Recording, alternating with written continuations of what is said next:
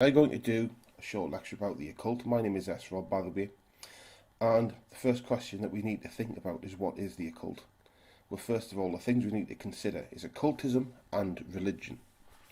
And this is that all religion is occultism. Yes, all religion is magical.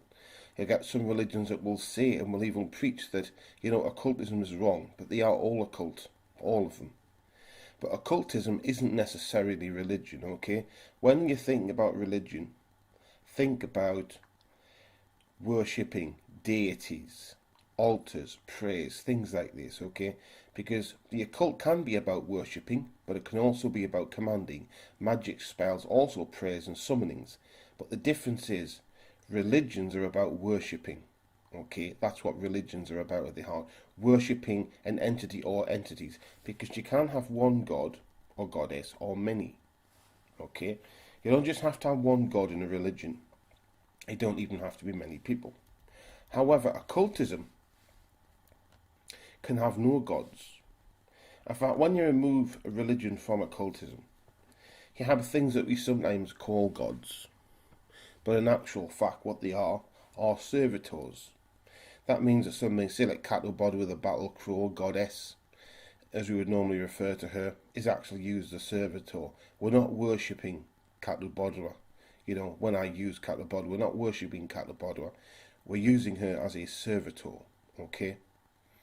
And the servitor, like I said, think of it like a little magical butler. That's what it is. It's something that does something to help you, okay? But don't think of them as non-intelligent. What we're talking about is entities with some degree of intelligence, their own personality, sometimes domains of power, things they can do, sometimes things that they're not as good at.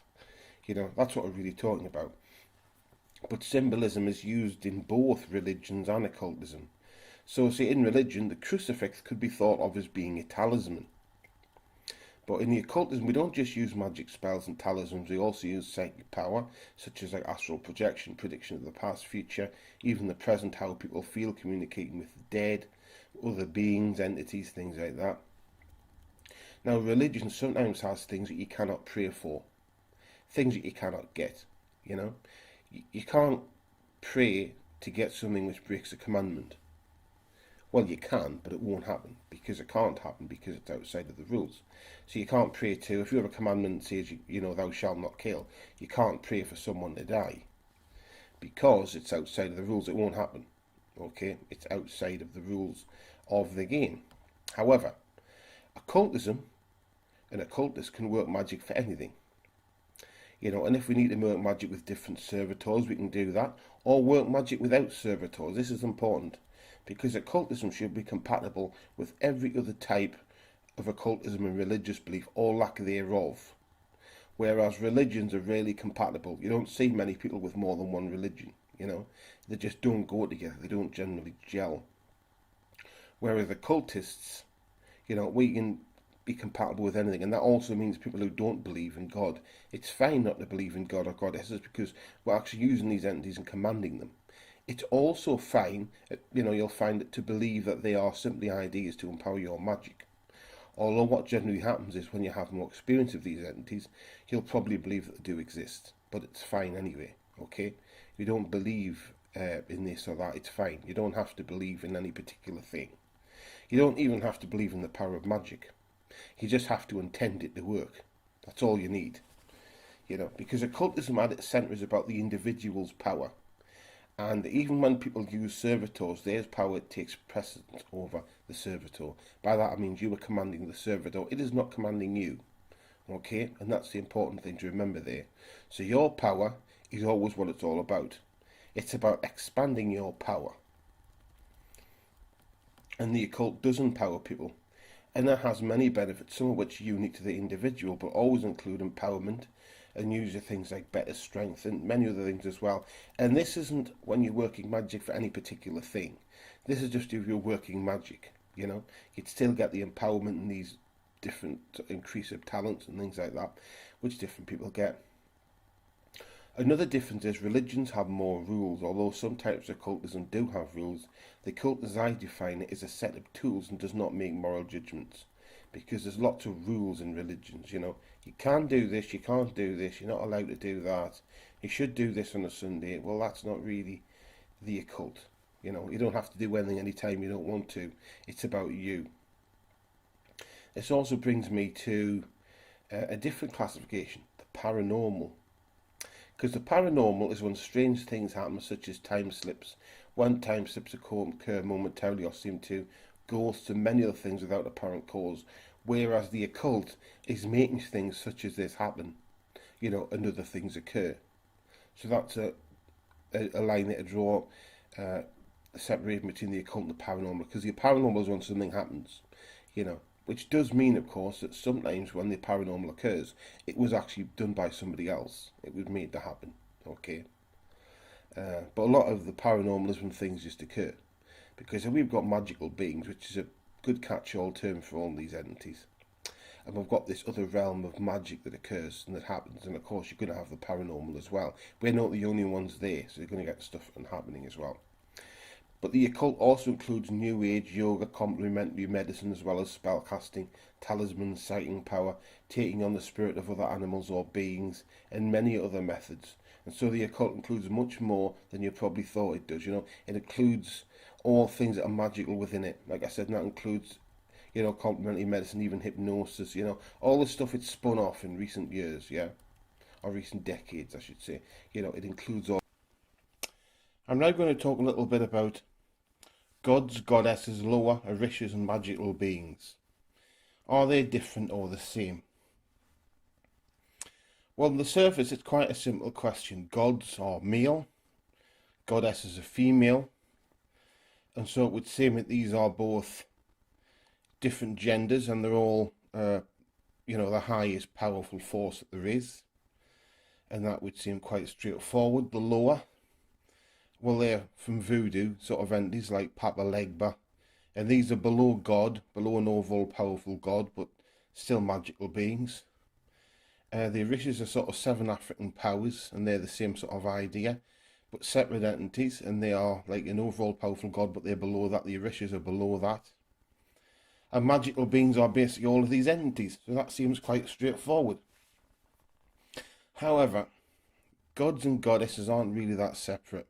Sometimes these entities are better called deities because they have more than one gender. By that I mean they may manifest in some ways as male, in some ways as female, okay? Obviously, lower in the orishas, you can see how they have similarities. You know, they're both types of entities below a powerful god. That's how they say it. So in the 7 African powers religion, you've got like a Legoa, who is an entity which opens and closes doorways and gateways to other places and can remove obstacles. And is linked with the colours red and black. And if you see him, he normally appears as a human-shaped entity, but with red and black skin, although he can appear in other ways as well. If you look at the orishas from voodoo, you've got Papa Legba. Clearly, Papa Legba and the Legoa are linked in some way, but they are separate entities. The reason they're separate is because people have worshipped them as separate for such a long time. So it got as like an alteration, almost a creation of a different entity, okay? So from voodoo, you may have, for instance, Baron Samedi, and he's really the equivalent of death. He brings people to the afterlife and things like this.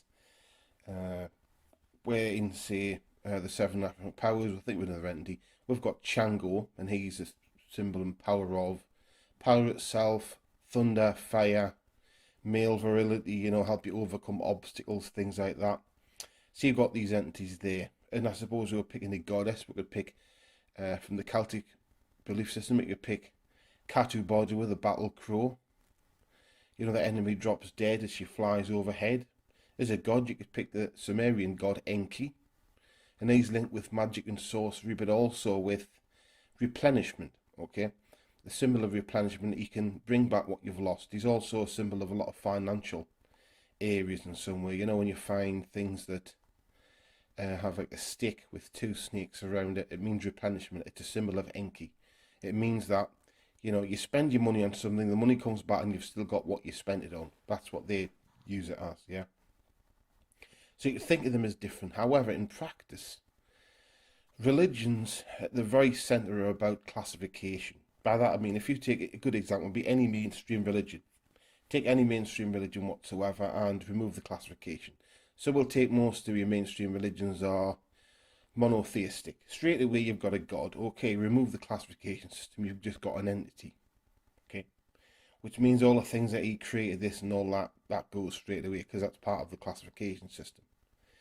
As you work your way through, you've got your angels. Well, the angels are just beings, aren't you? They're just another being, so they're not like below God or above any God. They're just a set of beings as well. So what you've just got then is sets of different beings, you know, and the whole thing sort of collapses.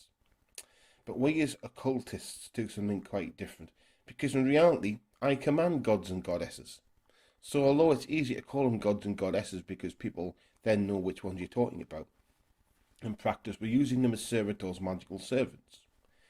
But we're doing the same with Loas and Orishas, and also entities you could call magical beings, which should in a way be all of them. And this means that not just could we command them, but we also use them, you know, interchangeably. By that I mean it's quite okay to combine magic from gods and goddesses, Loas and Orishas all at the same time. There's nothing wrong with that at all, okay? Because basically we're getting rid of a lot of the classification systems. And what we do is we command these entities. And we can command these entities because of the human power that we have, okay? We're not talking power which flows from God or whatever, but the human power that we have and the flaws that these entities are created with allows us to command them. That's what you're really talking about, is the ability to command, which simplifies it completely. Because at that point, what you're really talking about is there's magical beings and then there's us, and that's it, okay? So are they different and the same? You can think of them as different, but in terms of occultism, they're all exactly the same. I am now going to talk about the differences between worshipping and commanding. When you worship an entity, and we're talking about magical beings, gods, goddesses, things that could also be used as servitors, what we're really doing is we're putting this entity on a pedestal. What we're doing is we are then hoping that the entity will help us, okay? So what we're doing is we're hoping that this entity will choose to help us. So we're giving some of our power to this entity. It's not simply about worshipping it, it is powerful. We change the relationship to that which you would normally have. So now the entity has more power than we do. We work for it, okay? When we command an entity, it's quite different. We gain in power, okay? It's not just that the entity can help us, but we gain in power, and the entity works for us, okay? So we then move up and it moves down, for want of a better phrase. You may wonder what the importance is of the distinction.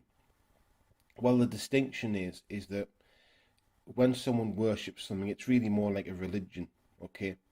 When we're commanding something, although religion is occultism, what we're doing when we command is we're doing something which is just occultism, okay? There's not really religion there. What we're doing instead is we are making this entity do what we want it to do. We're turning it into a servitor or magical servant, okay? It then serves us. Now, you may wonder why we can do this. Well, the reason is it's the use of the correct technique, but also our own human willpower, okay?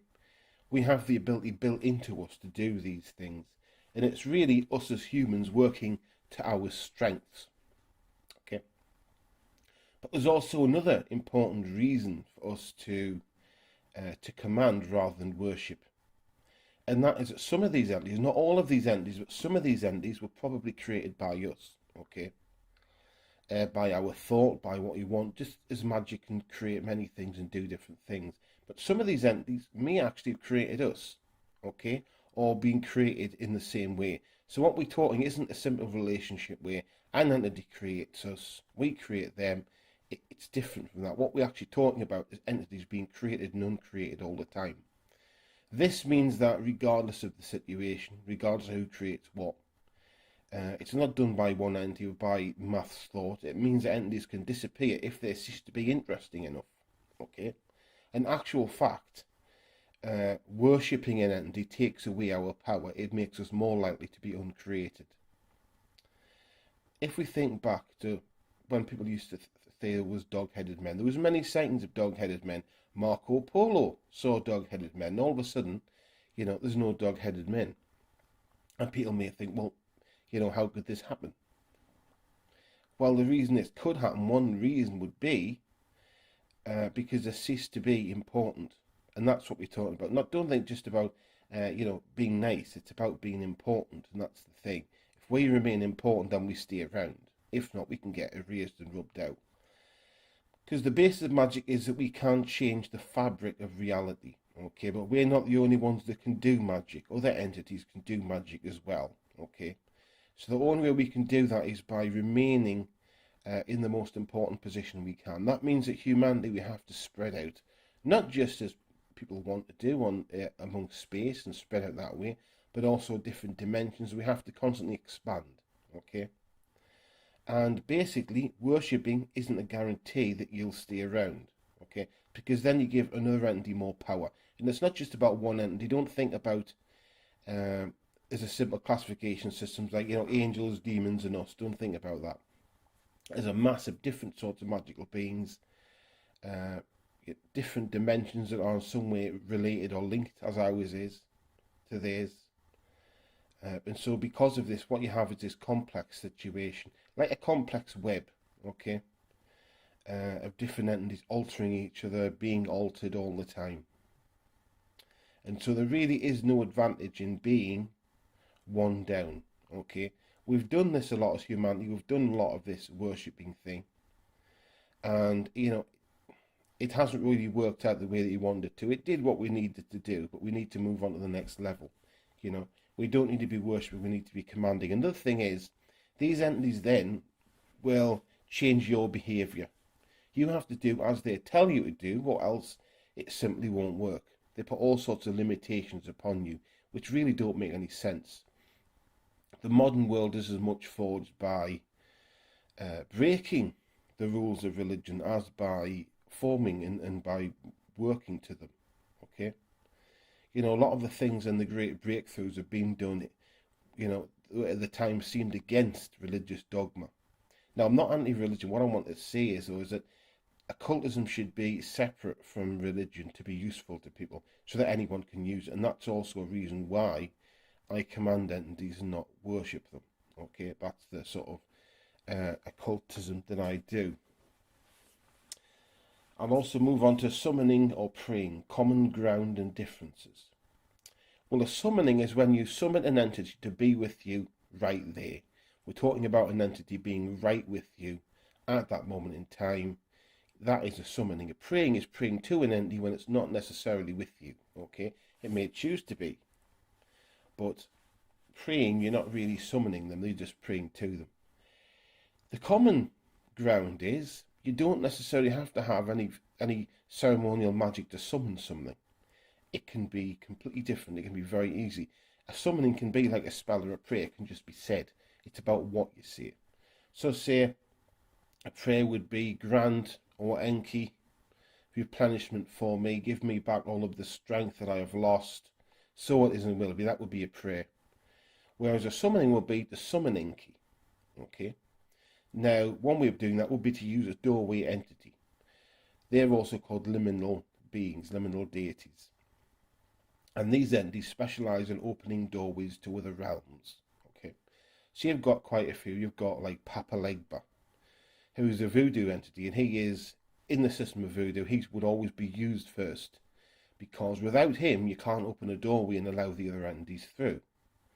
Okay, so you'd say something like, Papa Legba, you have the power to open the gateway to other realms, and I ask that you open the gates now, open the gates. And then you close it again, you'd say, Papa Legba, you have the power to close the realms, close the gates, close the gateway here and now, and so it is and will be, and it could do that. But you've also got Elegawa, which is from the 7 African powers. Okay, you'd use them in a similar type of way. You also have Saint Peter, who actually, in many ways, is thought to be, another idea who Papa Legba is. So Papa Legba isn't just the voodoo man; he's also Saint Peter. Okay, many people believe that, and use images of Saint Peter as well as images of Papa Legba, which is normally thought of as being an old man with a walking stick with a limp. The reason he has a limp is because one leg is in one world and one leg is in the other, and the walking stick is his staff of power, which allows him to travel between the worlds. A Lego was quite different, okay? The images you see depicting a Lego normally as a man. In actual fact, you'll probably see a Lego if you summon him.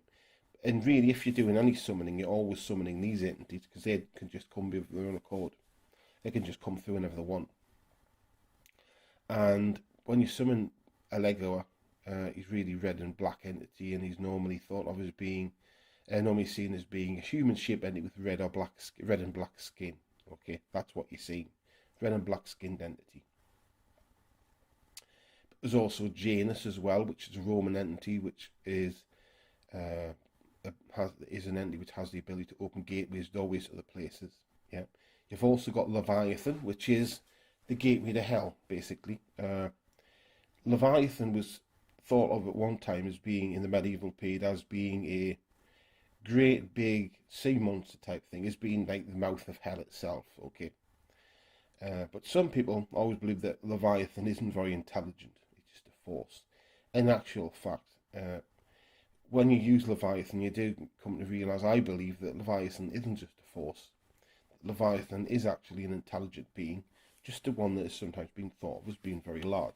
Okay, and you may not necessarily, if you were to do any form of astral projection and you to see Leviathan and you were successful, you will not necessarily see a big sea monster. What you may see is just commonly a large dragon entity, or sometimes you'll see a man raiding and see it like that. Okay, and that is possible to get in out to hell like that. Okay, it's not even that difficult, but it can be a bit time consuming to really get where you want to be. This also brings me on to another topic, something which is very close to my heart: stacking entities in the occult. Traditionally, people always thought you can only use one or two entities at the same time, meaning that you would use one entity and then it would go back, or you would summon, get a doorway entity to bring another entity through and send them back, and you'd only use two. But in actual fact, you're only limited by how many entities you believe you can command. Okay, I have commanded many, many entities at the same time. I know this is something which is shocking to many people, because basically until I did that, people didn't do that. Nobody did it. Until I started doing it, nobody believed that you could command more than one entity or two. Okay, it was like the old thing, never raise more demons or entities than you can smite down. In actual fact, humans have incredible power to control these entities. They're very, very powerful entities, very powerful beings. And so we can command a lot of them. So don't just think one. You can do 2, 3, 4, 5, 7. You can even entities that have lots of them, you can classify them as a battalion. So if there's more than one entity, I sometimes use the 3 battalion method, where I will summon 3 battalions of these entities, which groups them. Although it depends on the entity whether I use that system or not. If you do that, you find that there will be a battalion is between 3 to 500 entities. So at most you're talking about 1,500, and then in reality it's probably a way of getting, a certain amount through is what you'll get. And so this is what happens there, and you can summon many entities. I'll do this now as a way of opening a portal, okay, and then I'll shut it again. And this will show how you can even stack doorway entities. These liminal beings are very useful to stack, because you can then open a more permanent or more obvious portal. We will shut it again, but it's a way of opening a more firmer one, which means then anything which comes through you're more likely to be able to see. So I'm going to do this now so you get an idea of how you do this. Okay, I'll start by using Papa Legba, because he's always been very dependable. Well, they all have really, but I'll start with Papa Legba. It's an easy one to remember as well to start with, and that's from voodoo, and that's Papa Legba. Okay, Papa Legba, you have the power to open the gateway to other realms. You have this power, Papa Legba, and I ask that you open the gateway now. Open the gates, Papa Legba, open the gates. Open the gates, help to open the gates, open the gateway.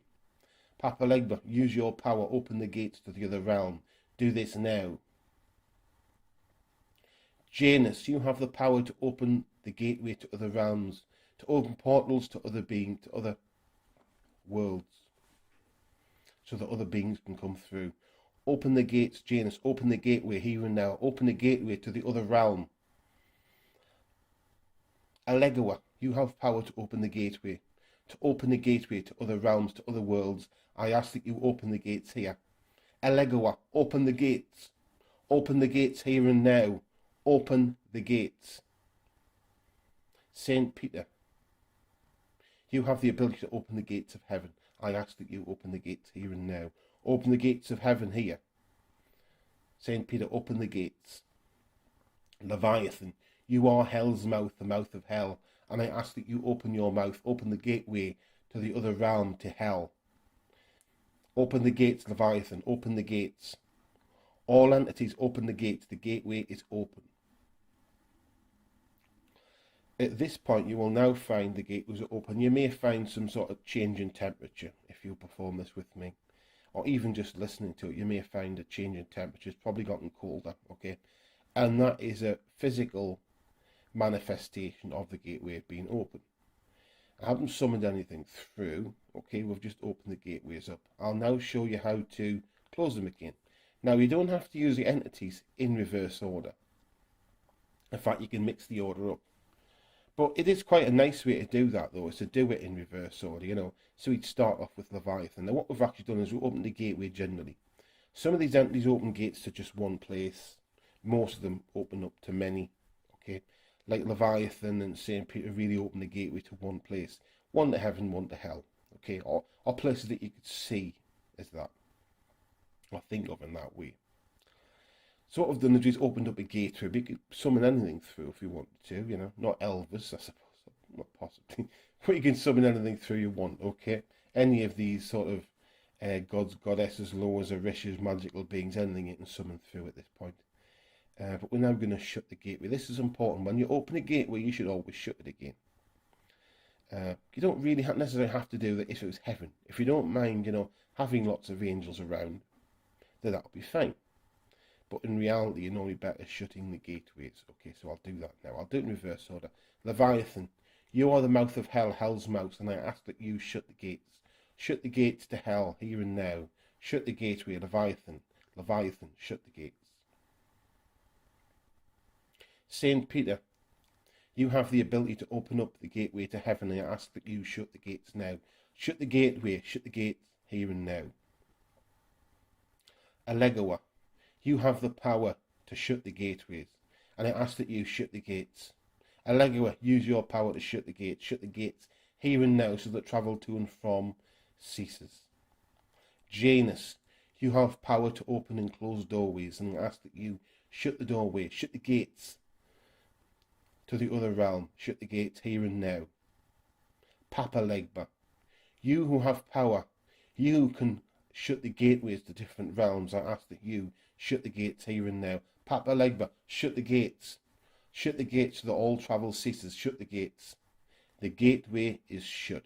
So it is and will be. Okay, that is the end of that particular ceremony, and that's how to open and close doorways to other places, and also using more than one entity. It does show how you can stack these entities, because what we've used is to open and shut the gates. We've used Papa Legba, Janus Allegoa, St. Peter, and Leviathan. We've used 5 different entities to open and shut the gateway.